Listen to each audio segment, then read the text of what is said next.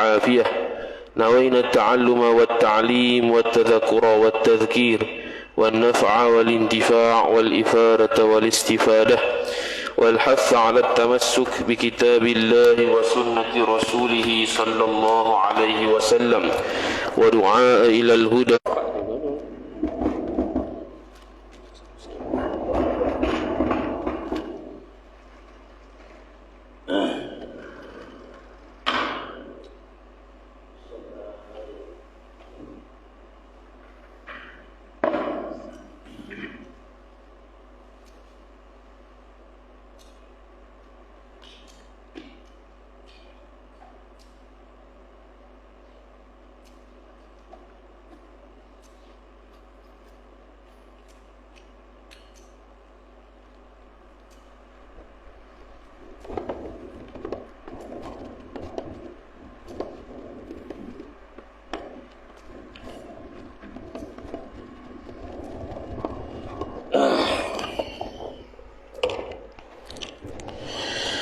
Qala al-musannifu, sebelum kita baca muka surat 19 baris 3 tu, jangan ada palangan. Palangan ni halangan lah. Palangan tu makna halangan. Makna jangan ada halangan yang menegah akan adat orang berjalan. Tak boleh ada halangan. Halangan dengan sekira-kira dia nak pergi kepada tu imam tu kena tunduk. Tu bukan jalan adat lah. Tu halangan yang ditegah untuk sampai kepada tu imam. Qala al-musannif rahimahullahu ta'ala wa nafa'ana Allah bi'ulumihi wa bi'ulumikum wa bi'ulumi masyayikhina fid darain amin ya rabbal alamin. Kata pengarang Al-Syaikh Al-Sayyid Uthman Syekh Sayyid Uthman bin Abdullah bin Aqil bin Yahya Al-Alawi rahimahullahu ta'ala, adapun jikalau masbuk dapat imam lagi sujud atau lagi duduk tasyahud, makna dia tu mari lewat, kemudian dia takbir-takbir, imam tu tengah sujud, tu maksud dia, atau lagi duduk tasyahud ataupun sedang duduk tasyahud, atau duduk antara dua sujud, maka sehabisnya itu makmum takbiratul ihram, maka lalu ia makmum turut imam di mana adanya imam. Maknanya contoh imam berada pada situasi sujud, imam berada pada situasi tasyahud, maka makmum masbuk tadi bila takbir sahaja Allahu Akbar terus turun, tak payah rokok lah. Kalau rokok batal sembahyang kerana melaksanakan perbuatan yang tidak dibuat dan tidak dilaksanakan oleh imam sama sekali. Kemudian dengan tiada membaca takbir intikal, tak payah kata lepas takbir Allahu Akbar lagi, tak payah, terus saja turun tanpa sebut Allahu Akbar. Kecuali rokok saja yang semalam disebut. Bila imam dalam keadaan rokok, kita pun takbir Allahu Akbar, imam tengah rokok lagi, kita nak rokok pun takbir Allahu Akbar. Sebab takbir tadi tu dapat rakaat. Takbir ni tak dapat rakaat ni. Ni kalau turun sujud sama tu imam, tasyahud pun tak dapat rakaat. Masih lagi dia kena tambah satu rakaat, ganti rakaat ni. Fasal perihal sembahyang qasar jamak. Habis dah bab berjemaah, masuk pula bab musafir. Qasar jamak. Bermula artinya qasar.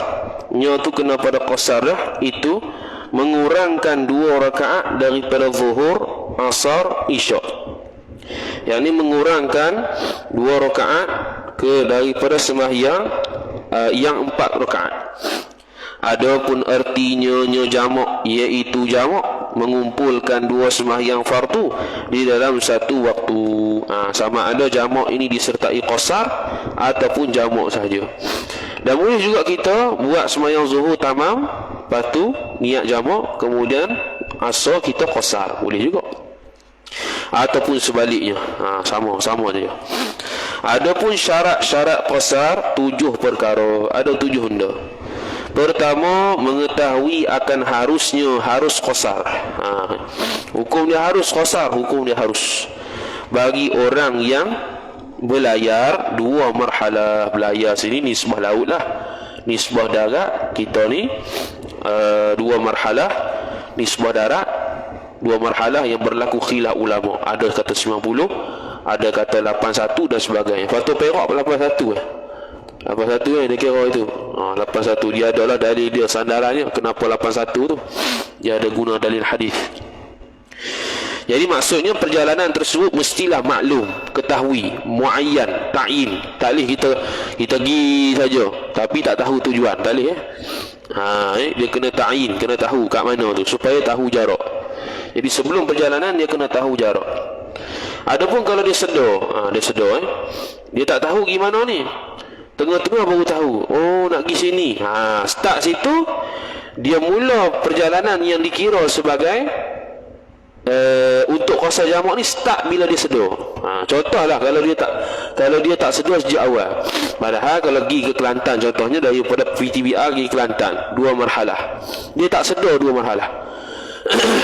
Dekat-dekat pertengahan baru dia tahu kata nak pergi Kelantan contoh. Biasanya PTBR nak pergi Kelantan nak pergi jalan, tak tahu nak pergi jalan mana. Lepas tengah-tengah jalan tu dia baru tahu, dia baru kosak nak pergi Kelantan di Kota Baru contohnya.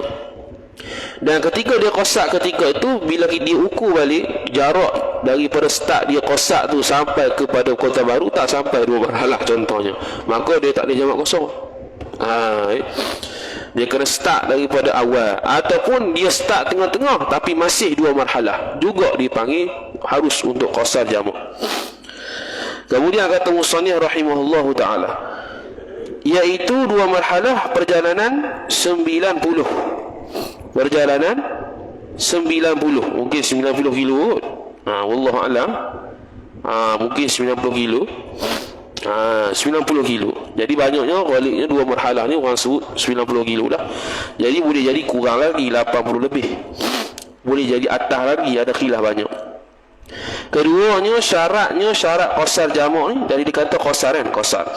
Jangan kurang pelayaran seorang tu dari qadar yang demikian itu, demikian 2 marhalah. Kalau kurang tidak boleh qasar. Ketiga, jangan pelayarannya seorang tu dengan maksiat. Pelayaran dengan maksiat ni maksud dia yang kata tak boleh ni ialah dia panggil apa? Tujuan dia maksiat dah. Contoh dia pergi kepada Kelantan tu nak pergi kedai arak, maka hukum dia tidak boleh qasar, kerana dia qasar tu nak pergi tempat maksiat, maka hukumnya tidak sah. Adapun kalau dia maksiat di tengah jalan, qasarnya baik. Contohnya dia nak pergi Kelantan, nak pergi semayang jauh nak pergi semayang Kelantan, tapi tengah-tengah jalan tu dia tengok awet, dia berzina dulu. Hak tu dia panggil niat muqaranah dengan takbiratul ihram. Adapun jamak, kalau jamak takdim, dia mesti niat pada sembahyang yang pertama, walaupun pada dekat-dekat tasyahud akhir sekalipun boleh dah. Kalau jamak takhir pula, dia niat pada waktu yang pertama pun lambat pula kawan tu, tengok apa lagi tengok apa tak tahulah. Kata musannif rahimahullah subhanahu wa ta'ala, dia kena niat ni. Kalau jamak takhir, dia perlu niat jamak takdim tersebut pada waktu yang pertama. Pada waktu zuhur. Kalau maghrib isyak, waktu maghrib. Kerana kalau dia tidak niat, maka dia tidak dikira sebagai nak jamak takdim, nak jamak takhir lah. Dia kena niat jamak takdim pada waktu yang pertama. Keenam, jangan ia seorang mengikut imam yang sembahyang tamam. Ni kalau qasar lah. Kalau dia ikut sembahyang tamam, makna dia kena tamam. Dia kena ikut sembahyang qasar. Orang yang sembahyang qasar hanya boleh ikut sembahyang qasar. Orang sembahyang tamam tak boleh ikut sembahyang qasar. Tapi orang yang sembahyang qasar tidak boleh ikut sembahyang tamam. Ketujuh, sentiasa pelayaran seorang tu hingga akhir sembahyang. Makna kekal sejak pelayaran ni biasa atas kapal, dia belayar. Dia tengah belayar ni, tengah sembahyang atas kapal lah. Jadi sebab tu syarat dia begini. Kalau kita tak ada masalah dah. Kita kalau nak sembahyang kena berhenti. Tak sembahyang atas kereta tu, tak sembahyang dalam kereta, kita sembahyang tepi RNR. Adapun jamak takdim, iaitu jamak takdim mendahulukan asar di waktu zuhur. Ni jamak takdim. Tak boleh kalau dia mendahulukan asar, tak boleh, dia kena dahulukan zuhur dulu. Ataupun mendahulukan isyak di waktu maghrib. Mana ni? Jamak takdim iaitu mendahulukan asar di waktu zuhur. Betul lah, mendahulu ni maksudnya memasukkan waktu asar di waktu zuhur, atau mendahulukan isyak di waktu maghrib. Walaupun kita mendahulukan waktu isyak di waktu maghrib, tetap afdal ikut tertib. Kita sembahyang maghrib dulu, kemudian sembahyang isyak. Memang kena begitulah. Maka adalah syaratnya, syarat jamak takdim ni 4 perkara. Pertama, memulakan zuhur atau asar. Tak boleh dia asar dulu. Itu mesti wajib, syarat dia. Beza dengan jamak takhir. Kalau jamak takhir boleh pilih sama ada zuhur dulu, zuhur dulu baru asar, ataupun terbalik. Begitu juga zuhur maghrib, maghrib isyak. Dan memulakan maghrib atas isyak. Ni jamak takdim wajib. Kalau jamak takhir boleh mendahulukan maghrib, boleh mendahulukan isyak ketika jamak takhir.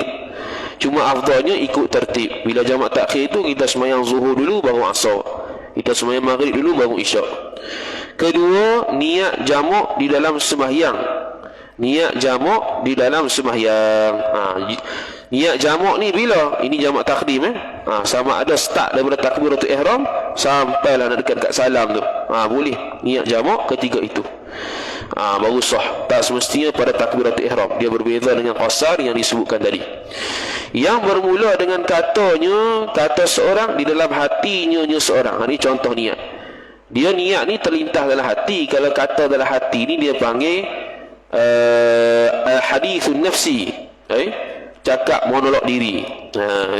Itu lebih maqam, lebih tinggi daripada niat. Kalau niat pun bawah lagi. Kalau hadithun nafsi lebih tinggi. Sahaja aku. Tak payah tu, sahaja aku sudahlah. Sahaja aku mendahulukan sembahyang asar bersama-sama maghrib. Sama-sama maghrib. Betul tak tu? Betul baca? Kan kau? Bermula dengan katanya dalam hatinya sahaja aku ialah sahaja tu pula. Sahaja aku mendahulukan sembahyang asar bersama-sama maghrib. Tak kena tu, bersama-sama zuhur lah. Bersama-sama zuhur tu la'an las-sawak zuhur. Kalau maghrib bersama-sama isyak, gitu. Ketiga, segera antara dua sembahyang itu. Segera ni dengan sekadar 2 rakaat sembahyang. 2 rakaat sembahyang.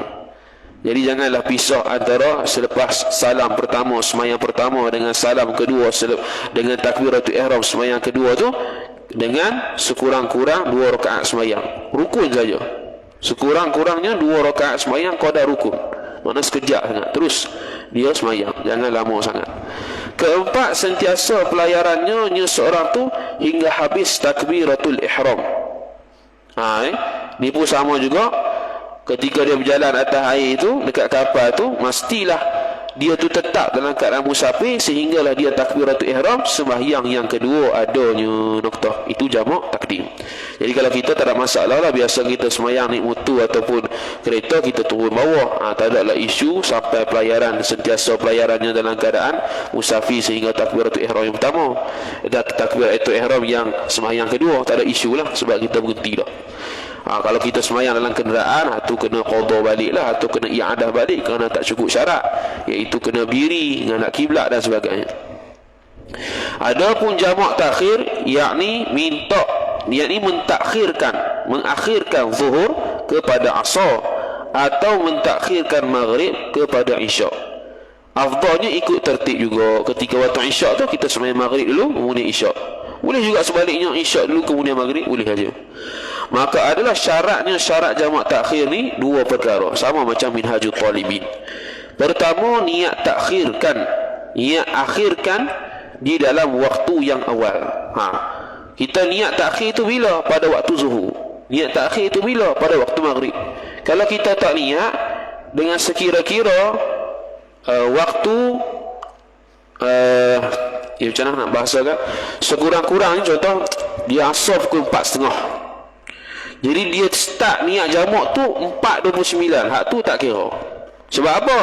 Sebab dia mesti niat itu dengan sekira-kira telus satu sembahyang. Mana contohnya 4.30 tu kalau asar, 4.20 dia baru niat, boleh lagi. Boleh lagi. Kalau 4.29, 4.28 tak kenalah, sebab dia tidak telus dah untuk satu sembahyang.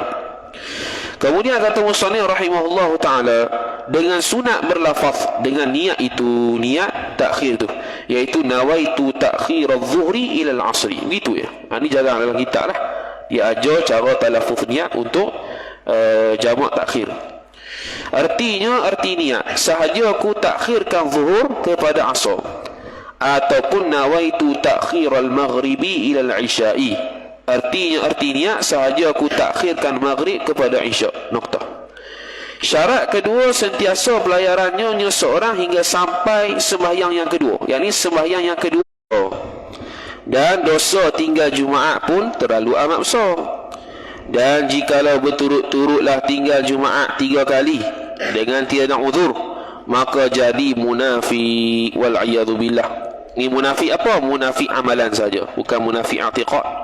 Munafik i'tiqad zahir. Hah? Ni ubah ni. Kalau saya kau terus lagi tu. Pelik ada ke dia macam kena tengok phone juga. Phone jenis apa? Susah macam ni. Oh, lambat perjalanan kita. Wish.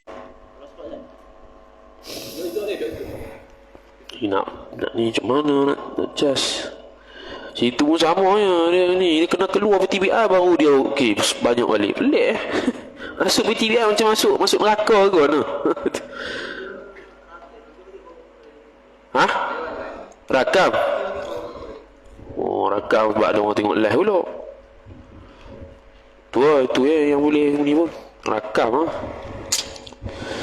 Aduh, rakam pun cari nak kena ni.